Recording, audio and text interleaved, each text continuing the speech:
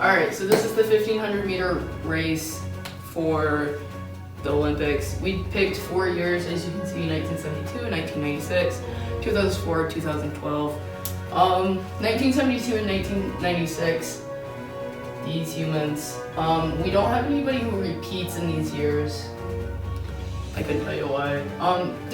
So time-wise though, for first place is 3 minutes, 36 seconds, and .33 for 1972, and then 1996 you've got 3 minutes, 35 seconds, .78. So they do get faster in 1996. But when we did the research on why, it wasn't necessarily from training. We found that in 1972 and 1996, primarily they just ran. Like, they didn't do high altitude training, they didn't have coaches who were with them 24/7. They didn't do intense stuff that you found in like 2004 and like even now. They just ran like professional races year round, got into the time trials, and did pretty well, as you can see. So yeah, they weren't like super intense in training in the early years for the Olympics. Alright, so in 2004 and 2012, it deferred from 1972 and 1996 because training became more relevant in these times. So the athletes that were running the 1500 meter began to kind of dissect how they were training their bodies for this race.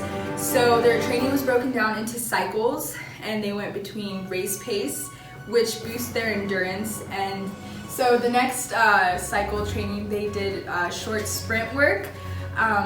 So yeah, that's how they did that. And then they also did strength training. So they incorporated lifting weights into building their body muscle rather than just working on running.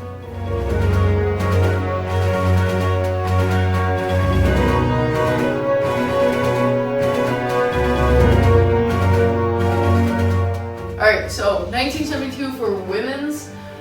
This was the first race for the 1500 meter race that you saw women compete in, which is a pretty big deal. That was right around the time where women were like being put into things anyways, just generally in America. So we've got like a 4-minute race here, pretty close to flat, and then in 1986 they were even closer. They were 0.83 from a 4-minute flat 1500 meter race, which is close to a mile, so that's freaking fast. Yeah, and so like 1972 to 1986 for training wasn't a significant thing, to be honest. Like, you just ran. It was similar to the boys because like they didn't really have a lot to base it off of because this is the first time women were in it. Okay, so just like the men in 2004, 2012, women started to develop more of a training plan.